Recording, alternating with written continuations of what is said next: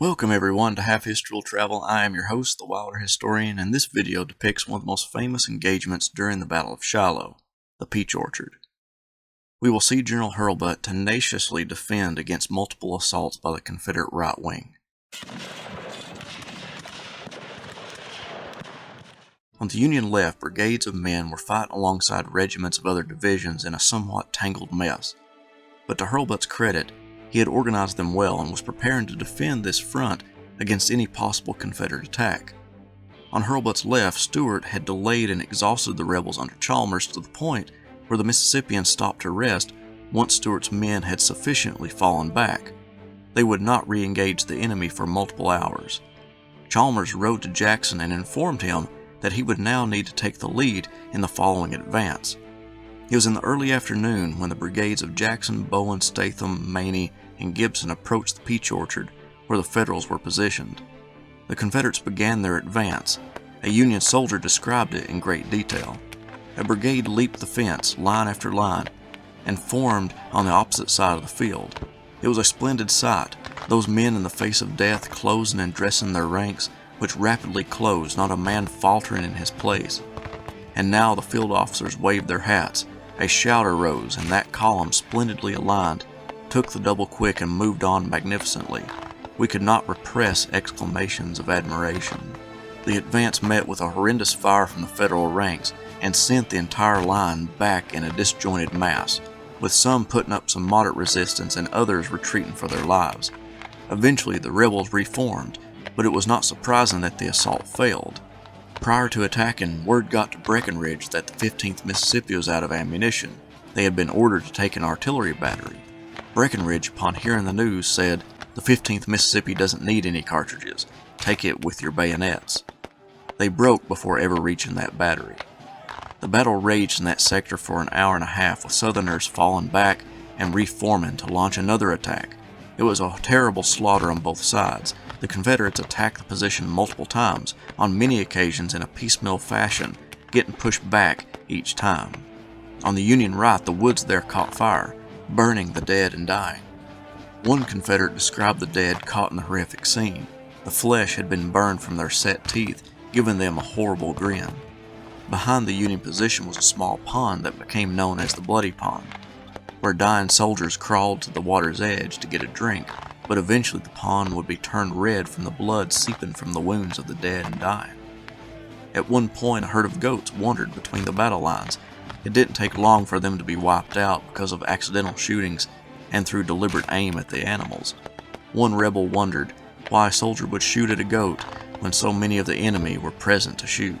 For most of the hour and a half of fighting, the Southern brigades had attacked in a piecemeal fashion with little coordination. Johnston, deeply concerned about his stalled-out attacks, had rode to that sector and, after being subject to enemy fire for about an hour, concluded that "they are offering stubborn resistance here. I shall have to put the bayonet to them."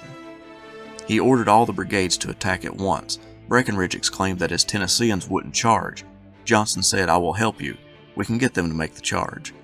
Breckinridge had had trouble out of the 45th Tennessee, which had performed poorly, and even shot into the flank of the 20th Tennessee during the assaults. Johnston sent Tennessee Governor Isham Harris to personally lead that regiment. Riding along the line of soldiers, Johnston tapped their bayonets with the little tin cup that he had taken from the Wisconsin camp. "These must do the work," he shouted. "Men, they are stubborn. We must use the bayonet."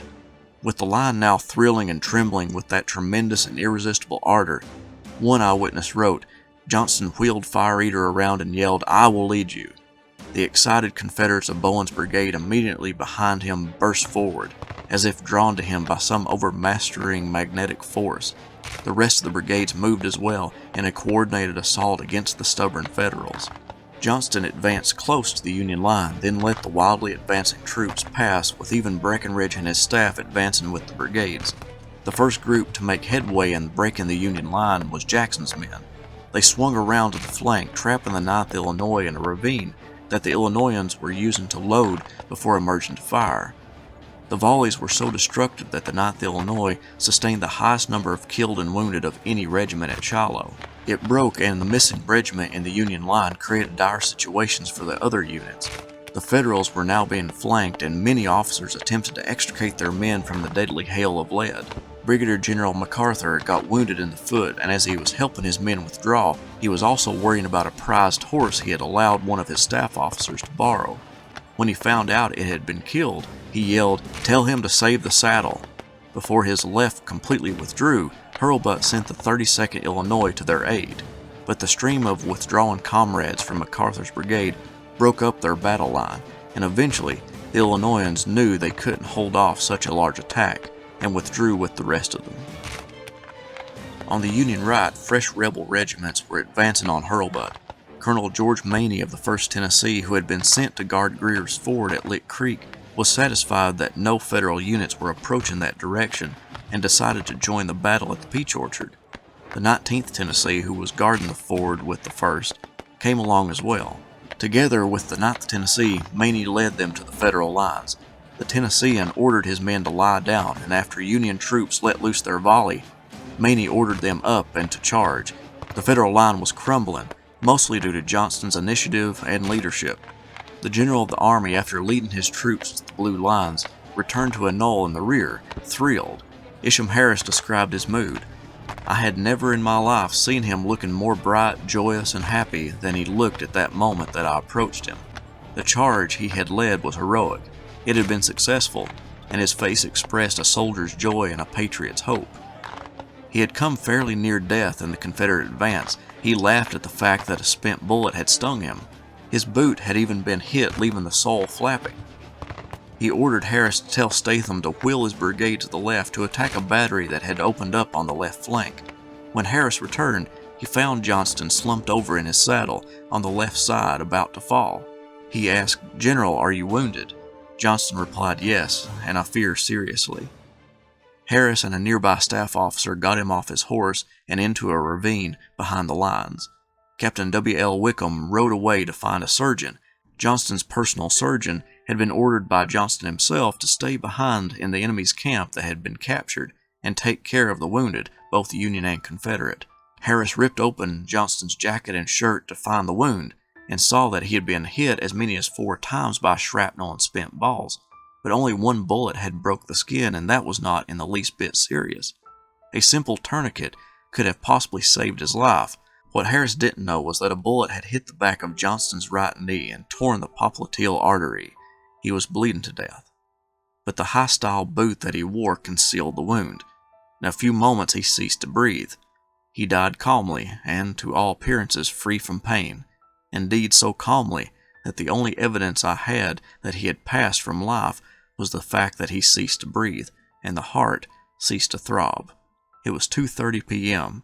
The staff had gathered around him and began to sob, even as the battle was still raging. The Federal line may have been broken, but Hurlbut was putting up stiff resistance on the withdrawal, and the gray lines attempting to pursue were exhausted. Hurlbut set up a defensive line to stymie the Confederates. General Bragg, who was now in that sector, ordered for Chalmers' brigade to advance. They had been resting since pushing back Stewart's brigade. With the Mississippians attacking their flank and more gray troops approaching their front, a bloody but quick engagement took place, with one Indiana soldier describing it as the most hotly contested fight of the day.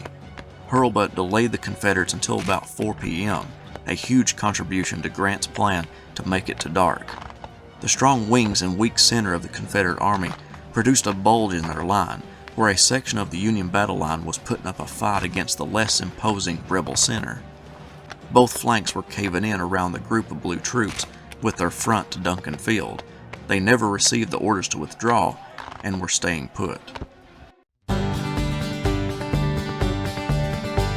Historian, historian, where do you roam? Historian, historian, far, far from home. Have history will travel reads the card of a man, a professor with knowledge in the heartland. To educate the world is his mission. A professor of fortune is a man called historian. historian.